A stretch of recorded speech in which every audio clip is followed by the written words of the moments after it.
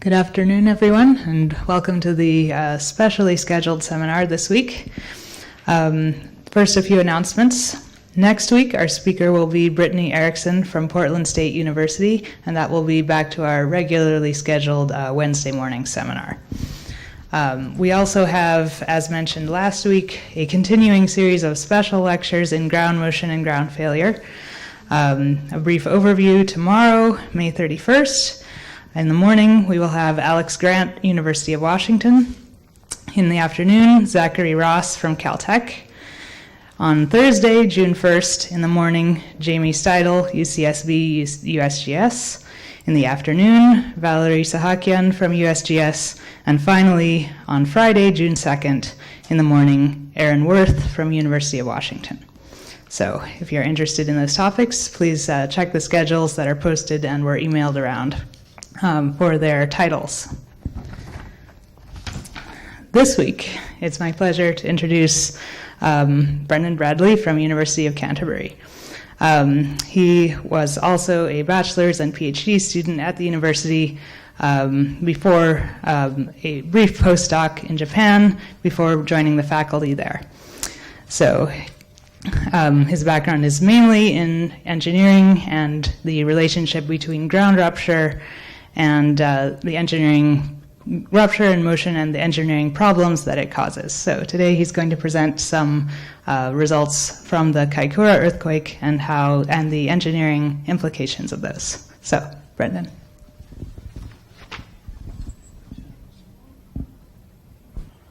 Okay, thanks very much for the opportunity to come here and talk, and it's great to see I managed to get a good crowd, and hopefully I've got a few things to share with you that'll be of interest. So as alluded to, the presentation's about the Kaikoura earthquake, and in particular focusing on the nature of the rupture and the ground motions that were recorded, and how we're able to predict those ground motions based on various different types of analysis.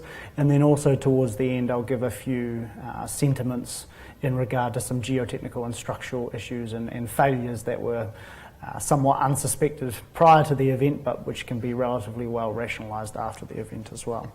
So of course, many of you will be pretty familiar with the Kaikoura earthquake for one reason or another, and I think there's some particularly interesting things to understand, and this is really summarized by a couple of the images on the slide, and I'll go through those in a little bit more detail. So naturally, the flow of the presentation that I'll give will be a little bit from cause to effect, going through the tectonic setting all the way through to the damage impacts. And so for those that are not familiar, this is the tectonic setting of New Zealand. On the left-hand side is an illustration of the seismicity as a function of depth shown there in the colour. And really, New Zealand's tectonic setting has three key features. The first of those in the east coast of the North Island is really governed by subduction zone of the Hikurangi Trough, or the Pacific plate, subducting beneath the Australian plate, so subduction moving from the east to the west, and you can see that there illuminated with the increasing depth of the seismicity.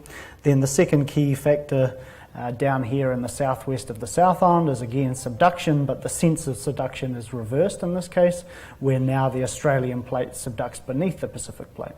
So you can imagine with those two different subduction zones happening in opposite sort of polarities, that causes relatively complicated crustal motion in between. And so we have this region throughout the centre of the South Island and Lower North Island in New Zealand, referred to often as the axial tectonic belt, which is predominantly shallow crustal seismicity. In particular, the principal faults that are actors at play in this seismicity are the Alpine fault, shown here in red, that proceeds through the South Island and then branches across Cook Strait and has a few extensions in the Lower North Island.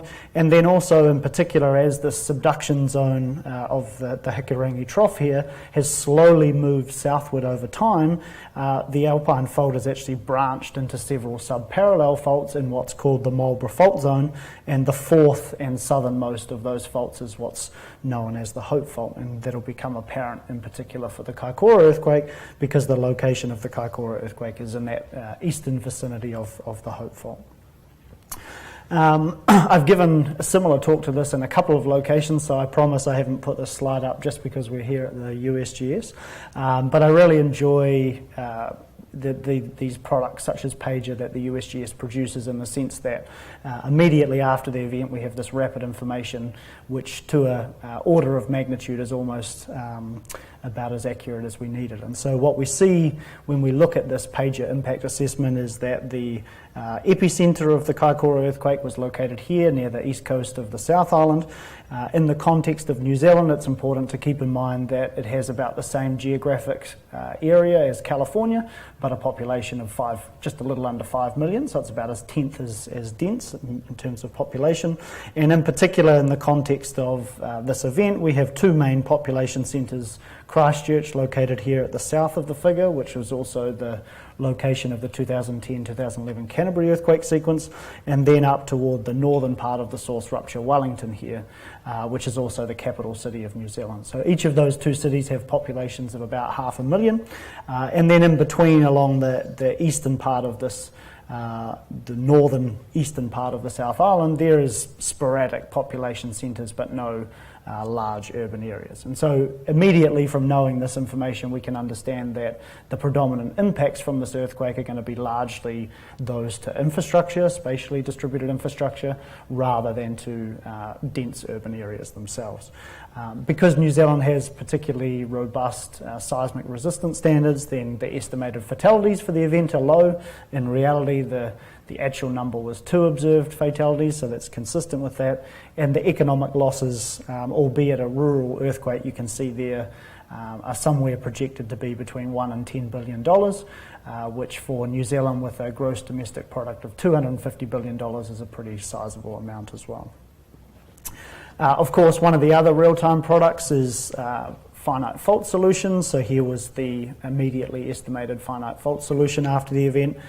As we'll see in a few slides, and many of you will be aware of already, the event itself was obviously much more complicated than just a single fault plane. But one of the things that I like to reflect on in terms of looking at this finite fault solution is that we do see here, when we look at the moment rate as a function of time, some of that complexity manifested in how the moment rate fluctuates over the evolution of rupture. So of course, those are some of the insights that we can gain based on this sort of rapid information in a remote sensing context, or based on predefined models, but we can obviously learn significantly more by actually getting on the ground and sort of getting our hands dirty.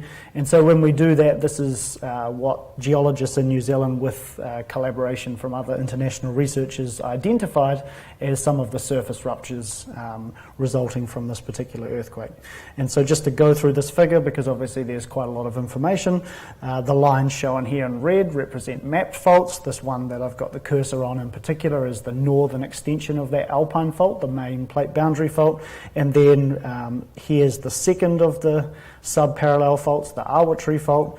The third one is here, the Clarence fault, and then the fourth one through here is the Hope fault. Now, on top of each of those map faults, the lines in green, or highlighted green, indicate where surface rupture was mapped by field teams. The red dots indicate point measurements of the surface rupture, with measurements both in the horizontal and vertical directions. So for example, here at the northern extent, we have horizontal displacements up to 10 metres and vertical displacements of 1.5 metres. And then the grey shaded areas represent faults that were sort of mapped in faults which were traced in the field by field investigation teams, but at which no surface rupture was identified.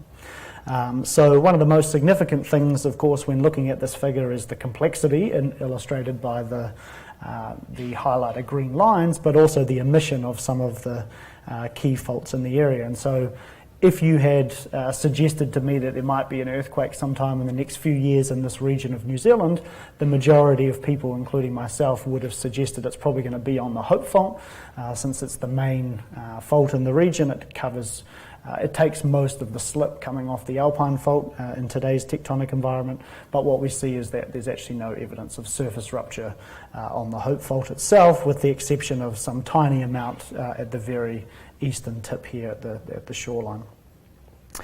So if we just start stepping through a couple of images to see some photos of these, and starting at the southern end, which was where the epicenter of the earthquake was, This was a typical view in the North Canterbury Waiau Plains area. You can see here that the rupture is approximately 2 to 3 metres of vertical displacement in comparison with the height of the people there doing the measurements. And although it's not particularly evident from the photo, the horizontal displacement here was on the order of a metre or so. Then moving up to the northern part, or slightly in the centre at least, we have the Papatia fault here, which was actually a fault that was mapped prior to the event, but was actually mapped as inactive. And so we saw some quite large vertical displacements in particular at this fault. The left-hand image that you can see here is previously a road that was dead straight, and we can tell that because in New Zealand most of the state highways are only 2 lanes. Here this third lane is a sort of passing bay, and they predominantly occur when the road has sort of zero gradient on it. So you can see here somewhere on the order of about 5 to 6 metres of vertical displacement. If we then, taking the photo on the left-hand side, walk 40 or 50 metres across to the left, and then turn around, we get the image that we can see here on the right-hand side. So if you look carefully on this right-hand image, you can see here just where the cursor is the road, which is where that left-hand photo was taken. And again, by using the railway lines as a marker, you can get a sense of the 5 or 6 metres vertical displacement, and also more accurately here, the amount of horizontal displacement, which is on the order of 1 to 2 metres. The other interesting thing is at this location of the Papatia fault, if we look at the same image as before on the left-hand side where the direction of the photo is looking southward, and then we actually drive along the road up the fault trace and carry on for about 500 to 1,000 metres, then we drive up 5 or 6 metres, and then about 1,000 metres later we drive down 5 or 6 metres. And so what's actually happening at this particular location, or our inference of what's happening, is this is really a bit of a pop-up structure where probably these 2 strands of the fault are joining at some relatively shallow depth, and it's just resulting in this sort of local uplift on the order of about a kilometre block in width. Also looking at this image on the right-hand side, you can see the fault trace coming from the lower part of the photo, crossing the road and then extending out into the ocean. And where you can see this extension out into the ocean, actually everything on the upper side of that photo is uplifted ocean seabed that was previously below the low tide level. And we can tell this by the amount of marine life that's sitting on the rock there, which is obviously indicating that it used to be below the low tide. Same image as before, but taken from a slightly different perspective. Here on this top figure you can see again the fault trace and all the marine life and barnacles, etc., indicating that uplift. And here's a more close-up view of the fault rupture through that point with who many of you will know as Calvin Berryman in the photo. Another significant thing, of course, with the Kaikoura earthquake that is continuously happening for all earthquakes worldwide as we go further and further into the future is the amount of remote sensing or satellite information that was used as part of the reconnaissance for this earthquake.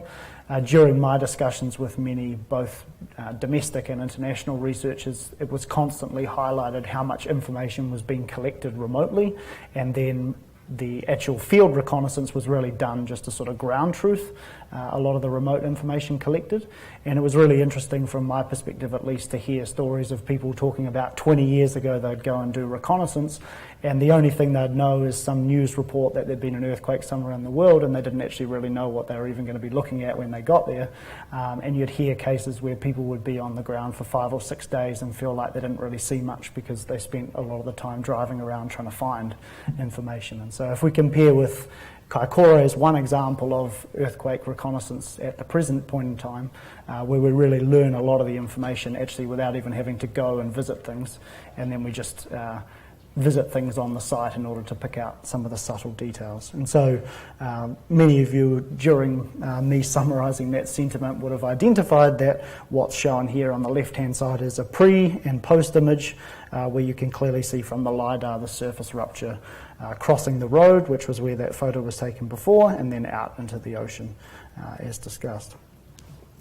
Moving up that same Papatia fault, but in the north, about 2 kilometres further inland, here's a panoramic photo of the Papatia fault rupture going across the Clarence River.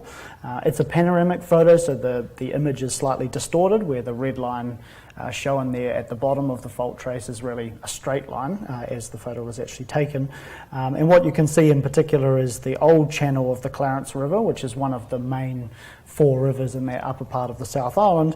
As the fault rupture progressed through the upper part of the image that you can see there, it actually caused diversion of this channel into the lower part of the figure. And so at the far end of where that diversion eventually joins the main part of the flow, you can slowly see the river being cut away in order to get the appropriate amount of gradient on it.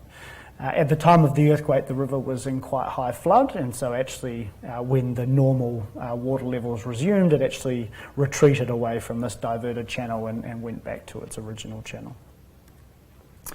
And then finally, looking at the northern end of some of the ruptures, this image is of the Kaikoura fault, which was previously identified as one of the major strike-slip features in this part of the upper South Island of New Zealand. And here's an example where the strike-slip rupture went through a particular house, and you can see on the lower part of the image that the ruptures moved in the sort of northwest direction in the orientation of the figure, whereas the other side of the faults moved in the opposite sense. The house looks pretty good actually, given that it's undergoing 8 metres of co-seismic displacement. The main thing to note here is while from the outside the house looks like brick, many buildings in New Zealand or residential buildings have a brick facade for thermal insulation, but actually a timber frame for the actual vertical load resisting system. So that's why the building looks still in pretty good performance, even though there's a few bricks lying around. One of the other really interesting things from a scientific perspective in this rupture of the Kaikoura fault was actually over the previous year or two, paleoseismologists at Victoria University and GNS Science had done some trenching of the fault, and so this image is showing the surface rupture, highlighted there in red in particular, and then the 2 sides of the trench, which now have been offset by about 9 metres. And so obviously that group of researchers is particularly interested to go back to the site, which they're planning to do either later this year or early next year, and see what does a very new rupture look like through a trench, and compare that with how we might understand the history of ruptures by looking further back in time. Of course, as the previous slides have shown, those rupture impacts with these sort of discrete displacements do cause quite significant distress to these linear infrastructure features such as railway lines, roads, electricity and power networks. But actually, away from the surface ruptures, as shown here, the performance of the road and rail network was particularly good. And by that what I mean is there was relatively little local instabilities caused by ground failure, liquefaction, minor land slumping, etc. And probably one of the main reasons for this is that the State Highway 1, which goes through a lot of these areas where the fault rupture occurred, sort of sits on the small boundary between the mountains inland and the coast immediately to the eastern side. And it sits on this relatively elevated plateau, which is sort of high enough above the coast to be relatively deep water levels, but also flat enough that some of that instability is not too much of an issue. So despite the significance of these images that I've got on the slide, actually after fixing these particular fault rupture induced issues, there wasn't a huge amount of problems along the railway line. As alluded to before, of course, there were various other different remote sensing techniques to collect data, some of those including GPS or INSAR data that I'm showing here, and that was really useful to try and unravel some of the complexities of the source rupture itself. And here's just one example of an inferred fault model for this particular event, developed on the basis of both INSAR data as well as the surface rupture observations. And in this particular case, the rupture model starts with the epicenter located here to the south, and then includes the idea of kinematic triggering for each of the different segments. So what I mean by that is essentially a subsequent segment will rupture at the point where the prior segment which connects into it reaches that same point. The one thing that we observe in particular from the strong motion records that I'll touch on in a few more details is that 2 of the strong motion stations located to the north of the rupture, located on top of the northern part of the rupture, actually indicate that there had to be some rupture delay as the rupture propagated from south to north. Otherwise, the arrival of some of the strong surface motions would have actually occurred much sooner than what we actually observed. So if we have a look at some of those ground motions, then this image is showing the location of the strong motion network in this part of New Zealand. You can see a relatively dense network, although in this particular area in the sort of near source zone, because it's relatively rural, the density of instruments in this area is actually a lot less than it is in urban Wellington or urban Christchurch. So while the results that I'll show on the subsequent slides do provide us a lot of information, obviously a denser instrument network would help us understand some of the complex rupture features in even more detail.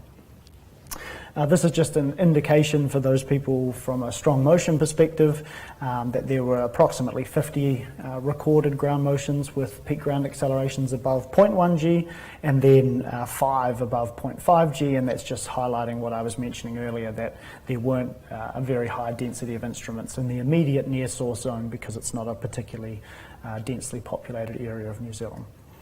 So looking at the near source strong motions that were actually observed, which are indicated here with the same figure as before in this little inset, then the figure in the top left is located in Waiau, which is down here at the very southern part of the rupture, essentially directly on top of where the inferred epicenter is. And we see in that particular image that we have about 1 G of horizontal ground shaking in both horizontal components, and then we have about 2.7 G in the vertical component. And this observation in the vertical direction is very similar to what's been observed at other stations located directly over top of fault traces, such as the 2007 Owati Miyagi earthquake in Japan and also the 2011 Canterbury earthquake. Then on the top right here, you can see the ground motion recorded in Kaikoura, which is what the earthquake is named after. It's the township located just here on the Kaikoura Peninsula.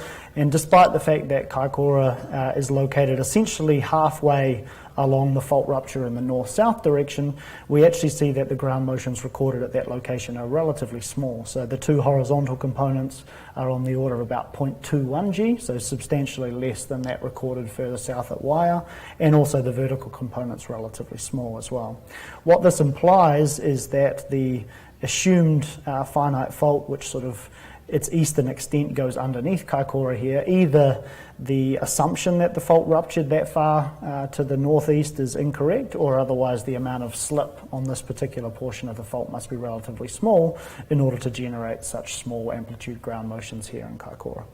Although the figure over here on the right doesn't have a distance scale, the distance from Kaikoura in the northwest direction toward these other major faults is on the order of about 15 to 20 kilometres, and so if this segment here directly underneath Kaikoura wasn't actually occurring, then that would explain why the amplitude of the motions in Kaikoura was so much less. Moving on to these bottom two figures, in Kikarangu located here on the left and Ward located here on the right, these are these two strong motion stations that you can see here in the northern part of the figure, and these are the stations that, as I was mentioning, provide us the most significant insights into the actual rupture propagation through this particular point. So if we look on the bottom left in Kikarangu, you can see this point in time where we see a large amplitude in the acceleration domain. When we look at it more closely, it is consistent with a velocity pulse indicating the point in time when the rupture propagated directly through that portion of the fault. It looks particularly spiky in this figure because of the horizontal axis has on the order of about 150 seconds of shaking.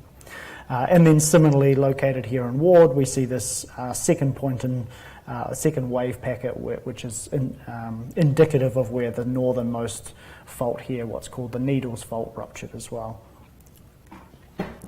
Wellington was the region which was located directly north of the causative faults, but was the main urban area affected by the earthquake. So here on the main figure you can see the location of Wellington relative to the causative faults, and then on the bottom right here you can see the two main population centres in the Wellington region, which is both Wellington City and then also the Lower Hutt region. So if we look in Wellington itself, this image on the top is a Google Earth image of Wellington's central business district, and in particular Wellington City is bounded by the Wellington Fault here on its western edge. This is an image looking slightly to the south. We have stations that are located on nominal rock conditions, such as this one here, and then much of this area is alluvial deposits, and some of the near to shore part of Wellington is obviously reclaimed soils as well, which is indicated in the figure by the yellow line. So a broad sort of understanding of the site response in the Wellington region can be seen by comparing the strength of the ground motion here at the Pottery Association located on rock, which is shown in the bottom left, with accelerations on the order of about 0.07 G, and then compared with the strong motion instrument here at Te Papa, which is the National Museum, shown here on the bottom right, where we see accelerations up to about 0.16 G in one of the horizontal components. And probably more noticeably, when we look at the acceleration as a function of time, we really see that clear monochromatic behavior, which is indicating vibration at the period corresponding to the natural site period. If we look at some of those same ground motions but in the context of response spectra, the figure on the bottom left indicates 5 locations in the broader Wellington region. Just one of them is shown here, which are nominal rock sites, and so you can see across all 5 nominal rock sites in the wider Wellington region, the amplitude of ground shaking is pretty much the same. For those that are not familiar, response spectra plotting here, spectral acceleration is proportional to the maximum displacement that a single degree of freedom will oscillate in the shaking as a function of the vibration period of that oscillator. The right-hand figure here shows that same red line indicating rock ground motions, and then each of the other coloured lines here indicate various strong motion instruments shown here in this top figure. And what you see most noticeably is the relatively large site amplification across each of these different sites. In particular, we see the most predominant site amplification around a period of 1 to 2 seconds, which you can see here. And in some cases, such as the one shown here in grey, which is at the Pipitea Wharf, located here, we actually saw ground motion amplitudes that exceeded the design level, which is 10% in 50 years for these New Zealand buildings. And so for an earthquake, albeit a magnitude 7.8 earthquake, an earthquake which was 60 kilometres away from the Wellington region, to see ground motion amplitudes exceeding the design levels is relatively concerning, given that the Wellington Fault shown here in the upper image is capable of producing similar sized magnitude earthquakes at a distance of about 0 kilometres. So that's one of the main concerns in the Wellington region after these events. In the Lower Hutt region, which is one of the main sort of feeder suburbs, shall we say, for a lot of employees that work in the Wellington area, there's also a relatively nice case study of observed ground motions where we can see 6 strong motion instruments here which sort of traverse the mouth of the Lower Hutt Valley. And the bottom image here indicates a schematic of the depth of the sediments in this particular area, and most noticeably what we see is the 2 instruments located here on the western side, which have relatively deeper sediment depths, indicate stronger long period motion shown here in blue, relative to these 2 instruments on the shallower sediment depths, which indicate weaker motion shown here in grey. And so again, things that are consistent with our intuition that the depth of the sediments is proportional to the strength of the long period motion, but always nice to have some more observations to reinforce those ideas. So this is an animation of the simulated ground motions by making use of the previously shown rupture model, and then also a 3-dimensional model for the crust, the shallow crust in this part of New Zealand. And so the things we see as the rupture progresses from south to north is obviously the effective directivity, and then in particular here this delay in the rupture as it moves from the sort of several southern segments up toward those more northern segments. And as I mentioned, that was a necessary delay in order to get the right arrival time for some of those strongest ground motion records that were observed to the north of the fault. Also, because of the shape of the subduction zone trench in this particular area, we see that the wave field generally sort of refracts in the northeast direction, and that actually moves a lot of the energy away from central Wellington compared with what it would have if we were in a more one-dimensional shallow crustal environment as well. So coming back to one of the original figures that I showed, where even though the automated finite fault solution from USGS adopted a single fault plane, this slide is really just reiterating that idea that it actually does capture some of the complexity in time as a result of moment release. And here's just the comparison of this more, shall we say, detailed in a complexity perspective, indication of the fault model that was actually used in that previous simulation. So here's a comparison of the simulated and observed strong motions at each of the various different, or a selection of strong motion stations in that previous simulation. 3 different components here indicating the north-south horizontal component, east-west component, and vertical component. The black lines illustrating the seismograms that were observed, and the red those that were simulated. All of those plots are then normalized such that they have an amplitude of 1, and the peak ground velocity of that normalized value is, sorry, the peak ground velocity of the recorded seismogram is shown over here on the right hand side. And so the first 4 stations that are shown here are those 4 near fault stations that I was discussing 5 or 6 slides ago. The next 4 stations here are stations which were in the immediate epicentral zone, so at the southern end of the rupture, and then these final 2 stations located here at the south are 2 stations in the Wellington region. And so broadly speaking, you can see that the simulated motions in red capture the amplitude, frequency, content, and duration characteristics of the observations. Of course, at an individual location, the actual seismograms in terms of wiggle for wiggle look relatively different, but the key features in terms of duration and amplitude are relatively well captured. And we can see this in a little bit more detail if we compare some of the intensity measures of shaking. So on the top left is the peak ground acceleration, top right is the 0.2 second spectral acceleration, bottom left 3 second spectral acceleration, and bottom right 10 second spectral acceleration.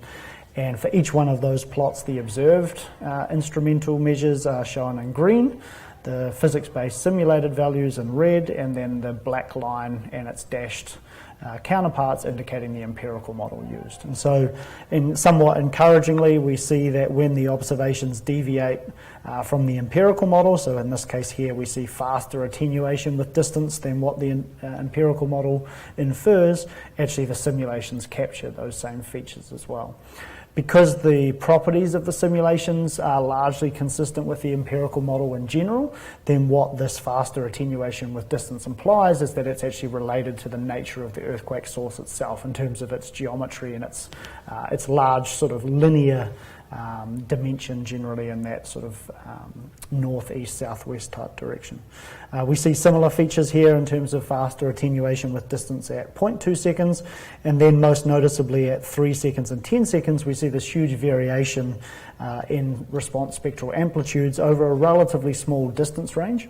And when we dissect that in a little bit more detail, one of the things that this figure shows is that the points which are indicated as circles are actually stations located to the north of the rupture or located northward from the center point of the rupture. Stations located are shown in squares are southward of the rupture, and we see a pretty clear clustering that the stronger motions here for a given distance tend to be north of the rupture, the weaker motions tend to be south. So we see pretty clear directivity as a result of this general rupture propagation south to north.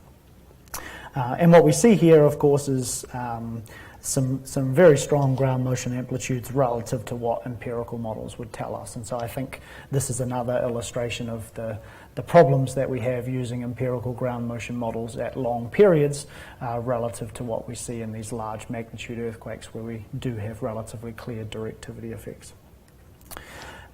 If we take each of those results for individual vibration periods and we plot the distribution of the bias or the residual between simulation and observation, then we get a figure like that shown here on the slide, where the red line is indicating the simulated distribution of residuals and the blue line indicating the empirical distribution.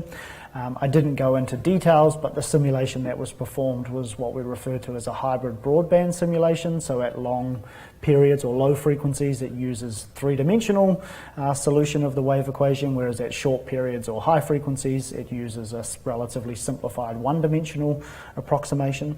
And so one of the interesting things in this comparison is that while we expect differences between the simulation and empirical approaches at long periods, we actually generally seem to think of things that we should get similar results at the short periods, because the simplified sort of so-called stochastic model that hybrid methods use is not too dissimilar to what empirical models are. And so initially it's quite interesting to see this relatively large difference, and the main reason for the difference is that empirical models inherently use distance to the earthquake source.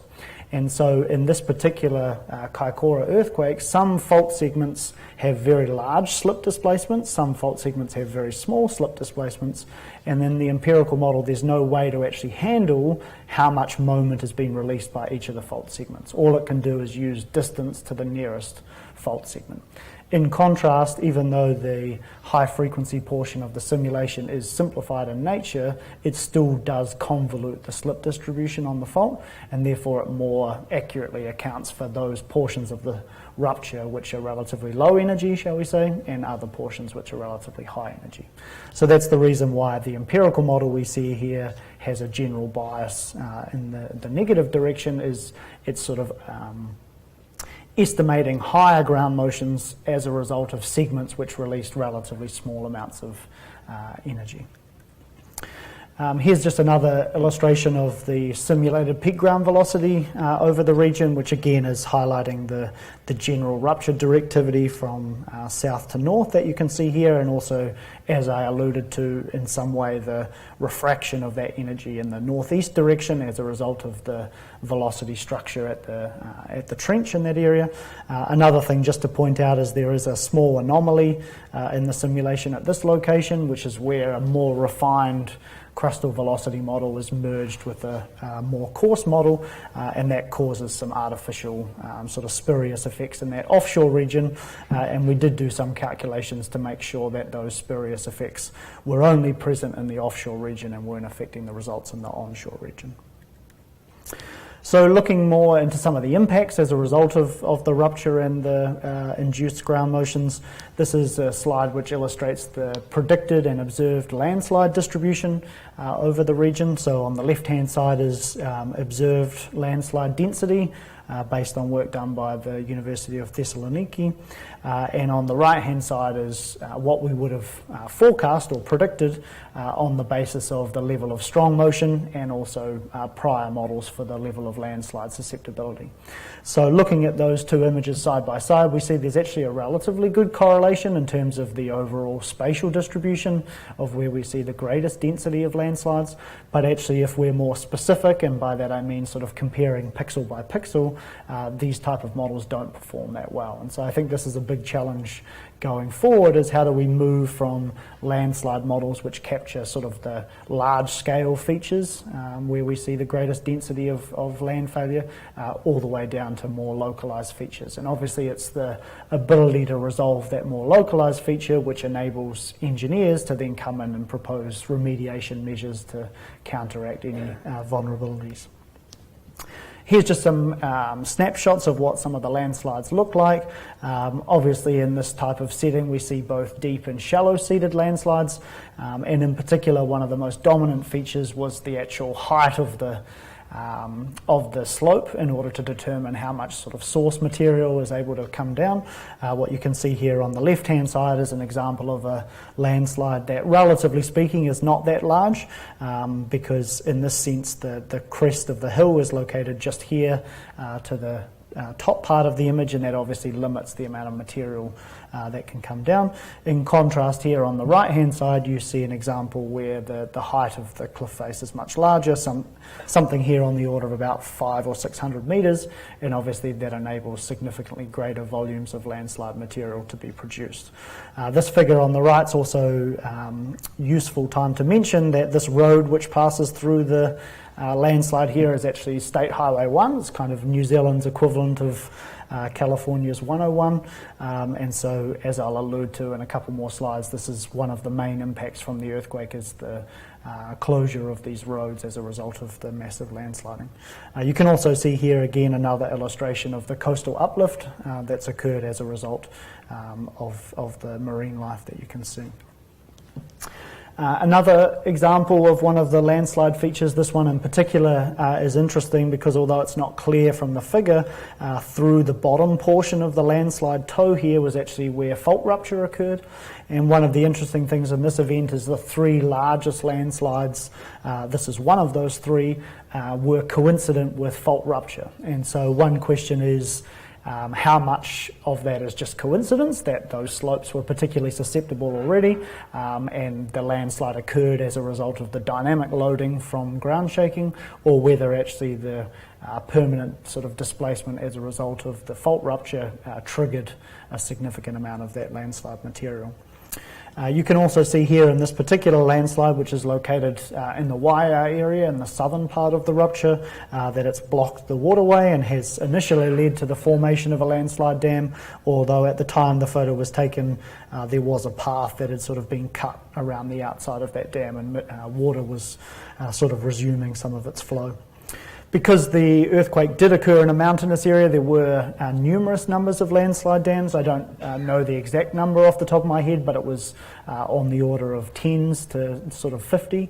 And you can see in some of the cases, particularly this image shown here on the upper right, where the vertical elevation of the figure is on the order of about 1,000 metres, that you're able to produce landslide dams on the order of about 150 metres high. And so you can imagine that although the area is relatively sparsely populated, there were still a significant number of relatively sort of urban/rural communities on the eastern seaboard of this area, and for the several weeks to maybe up to a month after the event, one of the major concerns was about sort of uncontrolled failure of some of these landslide dams. But that problem now seems to have sort of vanquished, in the sense that most of these dams either breached in a relatively passive fashion or otherwise the sort of water flow through the dam was sufficient to actually maintain a relatively stable lake behind it. So as I alluded to before, the main impact, at least in the South Island anyway, of this earthquake was its impacts on the transportation network, and principally as a result of the large landslides that occurred. This is just a schematic illustrating the highway network in this part of New Zealand. One of the things that the schematic doesn't illustrate, but for any of you familiar with New Zealand, you'll know that this area that I'm sort of circling with the cursor is largely mountainous, and so this is the reason why there's just a few isolated roads that cross these alpine passes. And so 1 week after the event, these were the three segments of the highway that were closed as a result of the landslide damage. Within 1 week, this inland road, what we call State Highway 70, was opened up to restricted access, and by that what I mean is in the morning, 1 hour the road would be open to allow traffic southbound to cross. In the afternoon the road would be open for 1 hour for northbound traffic to move across. And so that was an obvious sort of short-term measure in order to enable people to get in and out of the Kaikoura area, but also the road was in a particularly fragile state and so needed the other 22 hours of the day to repair it. After a little over a month, that inland road was completely opened, and then about the same time they also managed to open the southern road, State Highway 1, which connects into Kaikoura, again in a restricted access type manner. And both of those roads sporadically were sort of opening, closing. If there's any sort of large rainfall that came through, that would tend to bring down some more debris, and so the road would be closed for a few hours to allow some of that debris to be cleared away from the roads. The most significant impact was actually that this northern section, which had the most pronounced landslides, one of them which I showed on a few slides ago, is actually estimated to be closed for about 1 year. And so we're 6 months into that year now. Still the estimate of 1 year is the best figure that people are throwing around. But obviously, given that this was State Highway 1, then this is a pretty significant impact.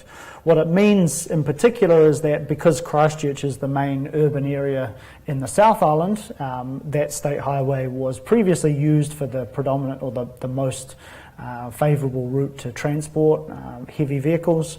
As I mentioned before, it's a coastal road, so it never really has much elevation, and it tends to have relatively good weather patterns because obviously the predominant wind flow is westward in this part of the world. And so what we see now that that particular segment of the road is closed is that the effective State Highway 1 is what's shown here in the dashed black line, which you can tell is significantly further distance just in terms of the way the crow flies, but then as I mentioned before, it crosses several alpine passes as well, and so obviously that has problems both in terms of tractor trailer units which are particularly heavy and not built to go up relatively big mountains, and then also of course the road was not previously designed to handle the volume of traffic that it's now sustaining, which is about 5 times greater than it was prior to the event. And so that's leading to some pretty rapid degradation of some of the pavement, and that's obviously having some ongoing consequences. The other thing which this event highlighted, actually another small unrelated event happened a couple of months, 2 months later, was that on the 20th of January, so about 2 months after the earthquake, there was a storm that came through, just a weather storm, which is the middle of summer, of course, in New Zealand. And it closed these 2 additional alpine passes. Here in Arthur's Pass there was actually a moderate landslide which closed the road for about 4 or 5 days, and then in Lewis Pass here there wasn't really anything significant, but it caused the road to close for a couple of hours. And so at that particular point in time you have a situation where the 3 main roads to get from the east coast of the island across to the west coast are basically closed, and the only other way is to drive about 6 hours further south and cross the Haas Pass to get across as well. So this is just one example where you see the vulnerability of the transportation network. In the case of the US, obviously not all of the US is mountainous, but there are obviously isolated patches which are in a similar sort of setting as this particular example. In the North Island, the 2 main impacts which occurred were in Wellington, and one was related to ground deformation, one was related to building damage. So the one related to ground deformation was actually liquefaction at Wellington Port. Here's an indication of the Wellington Port area, which some of you may have picked up on from one of the previous images that I was showing looking at the ground motions. Like many ports, it's located in reclaimed land, and the reclamation happened here from about the sort of late 1870s all the way up to present day. And as a result of the rest of the Wellington region being generally sort of susceptible to relatively moderate levels of ground shaking. I mentioned about 0.08 G was the peak ground acceleration on rock conditions in the area, that we didn't observe any liquefaction or really anything, any landslides, any moderate slope instability on any native soils, but we did see some quite extensive liquefaction at the port here. And so these are a couple of images showing that liquefaction at the port.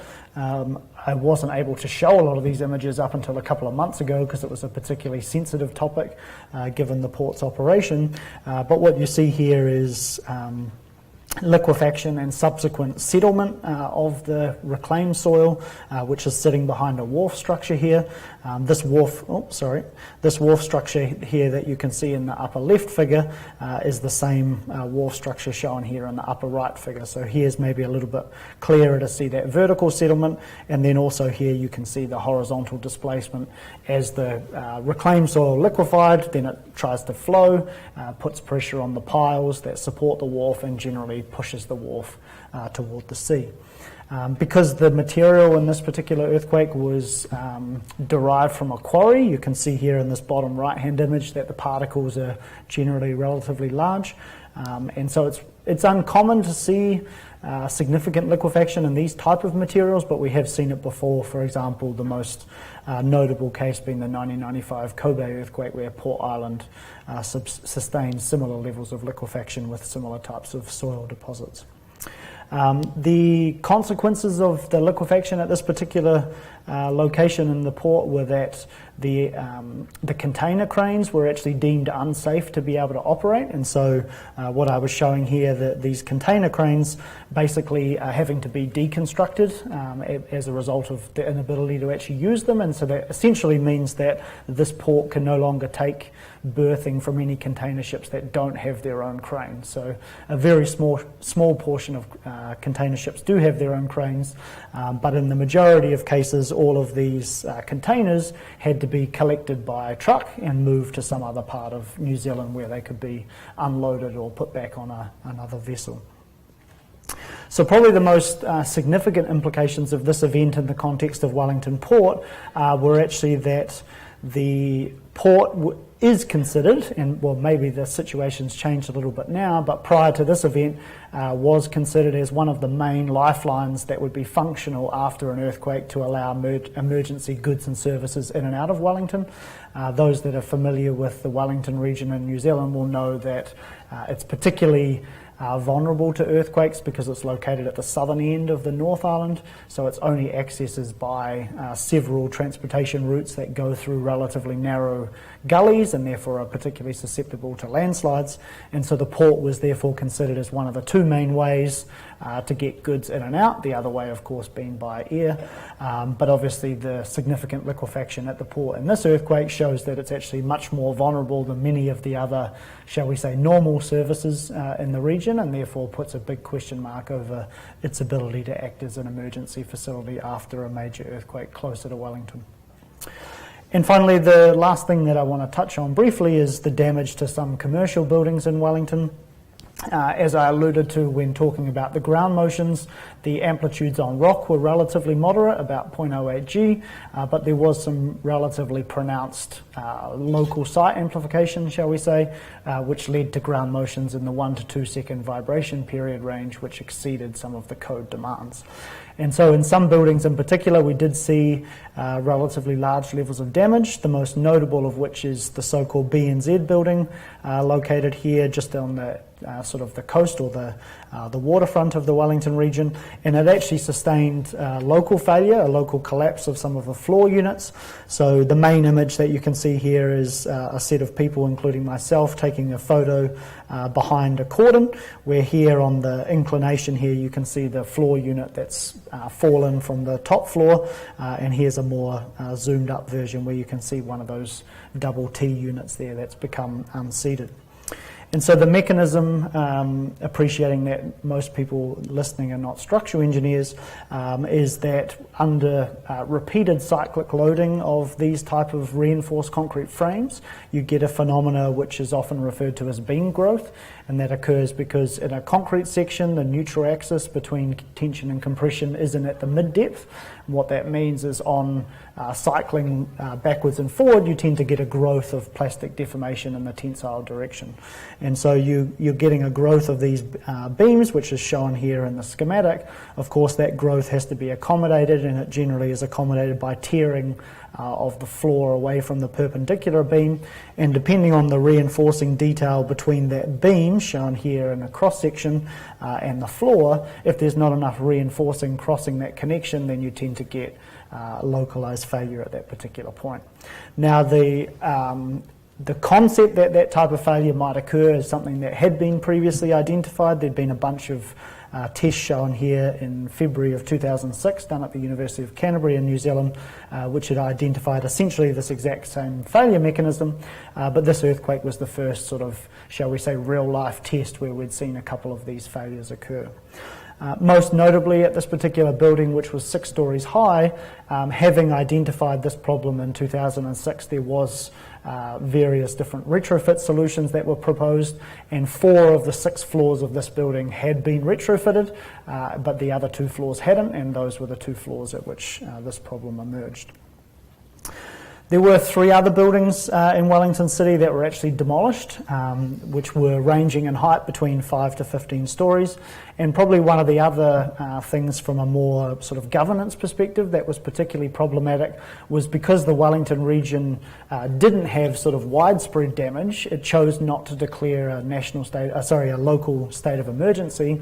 And what that meant is that any investigation that consulting engineers were doing for building owners was under business as usual conditions. And what that means is that client confidentiality prevails, and so the engineers or the client have no obligation to the city to actually disclose any damage or problems that might be occurring. And this was played out in a relatively sort of movie-like fashion, in the sense of the earthquake occurred at midnight on a Sunday night or Monday night, and the city was basically closed on the Monday while people inspected buildings. After doing that inspection for a day, they deemed that most buildings, well, essentially all buildings were fine. Then everyone came back to work as usual on the Tuesday and so on. Toward the end of the week and the subsequent week, there were sort of this increasing number of reports illustrating that buildings were closed for sort of emergency renovations and other sorts of things like that. And so you can imagine the general public becoming increasingly alarmed as they realised that they'd been working in a building for a week or two, which now finally was being identified as having sustained quite significant damage. As a result of some structural damage, but also predominantly non-structural damage, about a month after the earthquake, this was one sort of statistic that was identified, that 11% of the office space in the Wellington region, or the Wellington sort of central business region, was actually closed as a result of earthquake induced damage. And so again, just to reiterate this idea that an event located 60 kilometres away is able to produce relatively significant impacts on a major urban area. One of the other things which is easy to understand from a scientific point of view, but particularly hard to convey to the general public, is this idea that actually we were seeing 5 to 15 story buildings, which were generally built in the 80s or 90s or even early 2000s, sustain relatively significant levels of damage, but many of the buildings that were built prior to 1930 actually sustained no damage.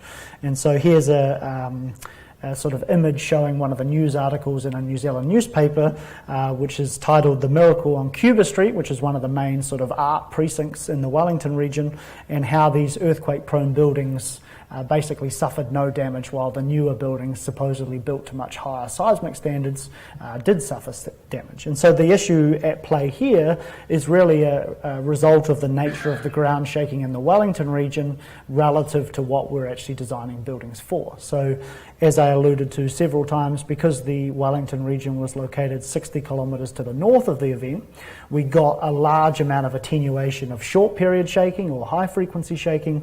And so what that means is when we look at a response spectra at these short vibration periods here, you can see that relative to the code loading shown here in red, the amplitudes at short period is relatively low, around about 28-30% of the code loading.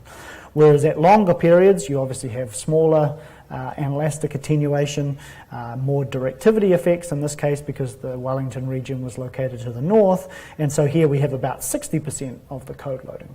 So any old buildings built prior to the 1930s generally are relatively small and stiff, so they fall in the short period region of the response spectra. The newer buildings tend to be a bit taller, they fall in this longer period part of the response spectra. So we saw more damage to some of these buildings because they were being subjected to, relatively speaking, stronger ground motions than the buildings that were of a shorter nature. And so when you start to rationalise in that way, we can explain why we saw damage to some types of buildings and not to others, but you can just imagine that as a member of the general public, the idea that old earthquake-prone buildings are not damaged and new, well-designed buildings are damaged is particularly alarming.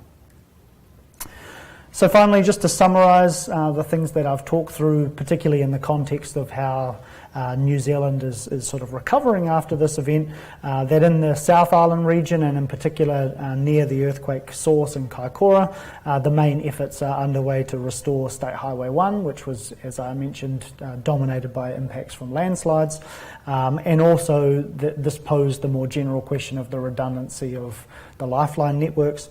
And then secondly, in the Wellington urban area, the impacts are both on Wellington Port in terms of the context of being an emergency service which is available after disasters, and then also some questions around the capacity of some of these newer design buildings. And particularly they're likening it to the situation after the 1994 Northward earthquake, where steel moment frame buildings were particularly susceptible. This is kind of another example of particular design detailing which is identified after an earthquake to be vulnerable.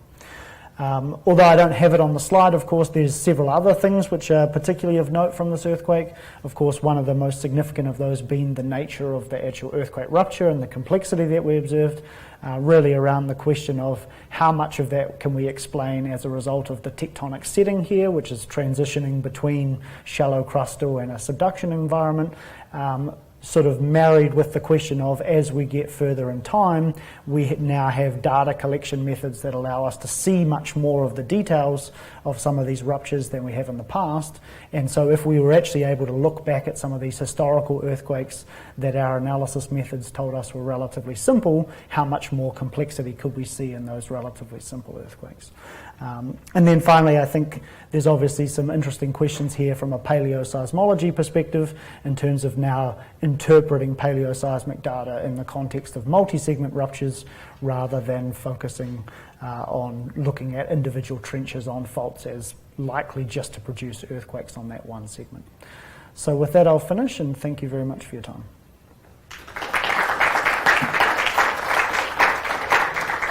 Good timing.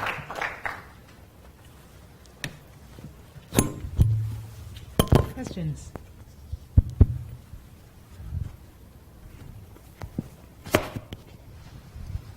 Brandon, thank you for the presentation. It's very illuminating. I have a very small question and help with this comment. That BNZ building, the floor, you mentioned that the floor was retrofitted and whatnot. Now, was it originally precast?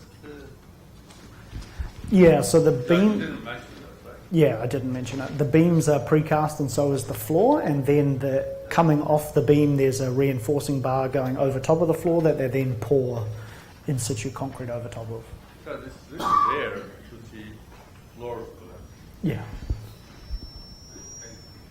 Sure.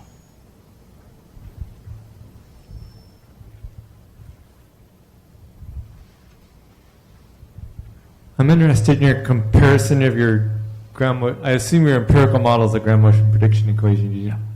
To your simulated ground motions, because usually when we have a ground motion prediction equation, we have some idea of the fault geometry. We would never predict such a complex geometry. So if you were to sort of maybe break up your application of the GMP into, say, sub-events, would that sort of alone help sort of explain some of this variability or discrepancy with your simulation? And so do you have thoughts on when we're seeing these complex ruptures, how do we adequately apply a ground motion prediction equation for design when we're not going to have, when we would generally put like a straight line through everything?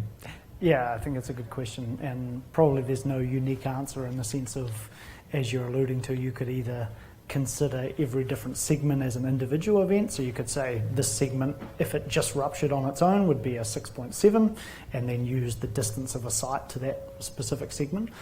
If you did that, though, you'd be implying that the energy radiated from that segment was essentially happening at this point in time, and then there was enough of a time delay that another segment that ruptured produced energy at the same site that was different. So there's no sort of, at the one site, there's no superposition of the waves coming from different segments. So there'd have to be some sensitivity there. It's definitely a good point what you're mentioning, that if we were to forecast, generally we probably wouldn't have a complicated rupture like that, but our idea was to apply the ground motion model in the same way that we would if we were doing forward prediction, albeit with those issues that you mentioned for such complex ruptures.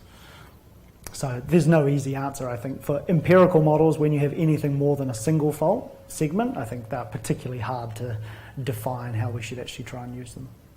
Do you think there's a discrepancy in, say, the long periods, just whether it was simulated or using your ground motion prediction equation for, say, the energy at, say, 1 to 10 seconds? Do you think there is a discrepancy there with the GMPs between what was observed?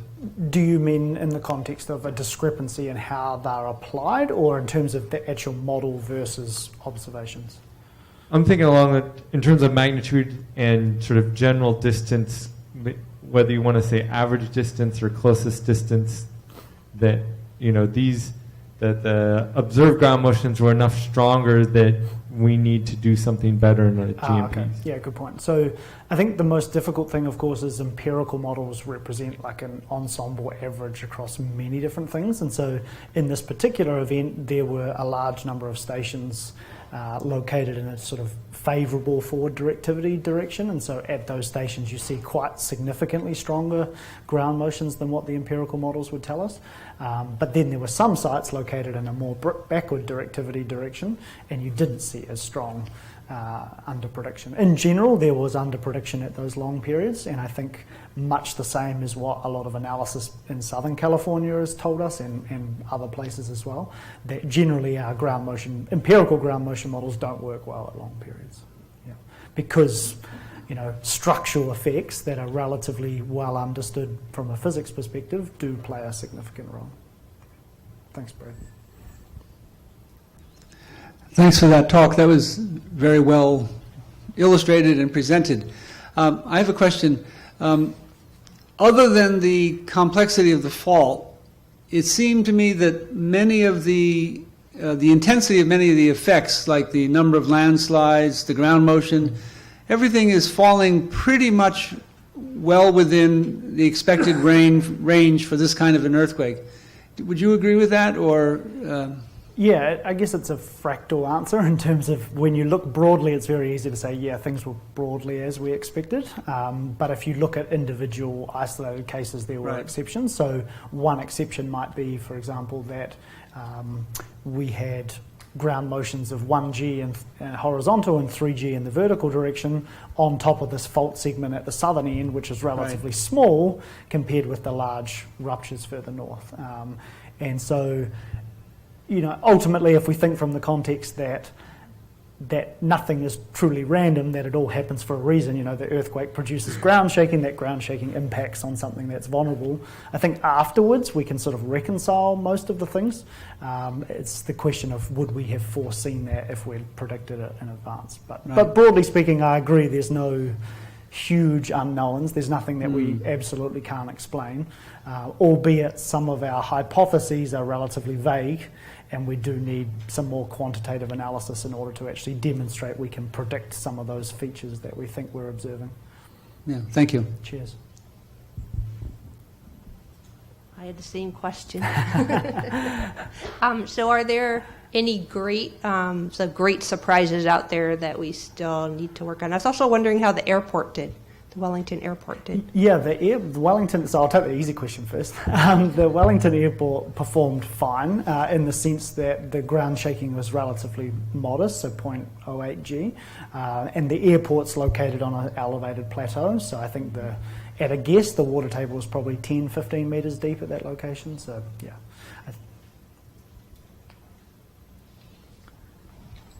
Yeah, of the of all the faulting you saw, how much of it was on quote-unquote new faults or faults that could have been mapped but maybe had not been in advance? Yep, so answering the question as someone who's not a geologist, but my understanding from talking with several people is that about 50% of the faults were previously mapped. And depending on how you count the different segments, you either get numbers sort of on the order of about 10 or 11 segments, all the way up to some people who have reported numbers about 21. Obviously, while reporting a higher number may sound flash, it's actually a bad sign in the sense of talking about you didn't understand the connectivity as well. I think the big question is differentiating between the different features we see at the surface and what's actually happening at depth. And so in my impression, looking at the data, is that there's quite a lot of segments that probably at depth are connected, in which case that proportion of things happening on unmapped faults is actually less probably than what we see. So we may have identified, for example, a predominant trace, but we actually saw rupture on some sort of subsidiary trace that actually at depth is the same as that predominant one. So in that case, you'd count it as we knew about it, whereas based on the surface rupture alone, you might say we didn't. So I think that's an ongoing question, but certainly that reconciliation is important. Yeah, a question as to how much of the goods move by railroad versus trucks and stuff. Yeah. Railroads obviously got hosed where they crossed surface faulting, but what's the proportion? Yeah, in that part of the country, overwhelmingly by road. I think on the order of about 95%. The railway line is predominantly sort of passenger railway. And that has kind of progressively gone that way over time, as I understand, probably similar in the US as well. There was quite a large increase in coastal shipping that's occurred since the earthquake, and it'll be interesting to see once they reopen that road in approximately 6 months, how quickly that coastal shipping will go back to land-based shipping, because obviously it's more expensive, and that's why it wasn't as heavily utilised in the past. Thanks. Yeah, Brandon, I have another question. Sure. Perhaps a bit more controversial than the previous one. In light of the damage that you described to the downtown area, the more recent buildings, and also in light of the Christchurch earthquake, all downtown is practically shut down. Is there any move to, or if there is, what kind of changes are being thought of or maybe implemented already to the design codes and whatnot? Yep. So some of the main things that have been done, I think, is in particular restricting the ductility that's available for buildings to be built with. And so one of the problems in particular that was showcased in that Statistics New Zealand building is the design engineers were using large amounts of ductility in their design, which basically means for the design level loading, they were expecting very large deformations, and they were saying we can detail the building to handle those deformations. What we sort of identify, obviously, from this earthquake, but other ones as well, is that that results in huge amounts of damage, which generally means the building's not repairable after the earthquake. And so really substantially limiting the amount of non-linear behaviour that you can have in buildings, I think, is one of the main changes that's happening. And so that's probably pushing New Zealand closer towards places like Japan and South America, exactly. I would say that one of the reasons why US researchers have been so interested in the New Zealand earthquakes, both Kaikoura and the Canterbury earthquakes, is because buildings in New Zealand are constructed very similar to in the US. So in that regard, the large damage that we're seeing at not extremely large levels of ground shaking are to be expected in many buildings in the US as well. The only question is how much damage is deemed repairable versus not repairable very much comes down to a domestic difference, in the sense New Zealand has very high insurance penetration, and so sometimes that implies it's more beneficial for the building owners to demolish and rebuild than it would be to actually repair, whereas in the US obviously insurance penetration is much less, so that might invoke slightly different decision making once the damage has occurred. Yeah. Thank you. Yeah, sure.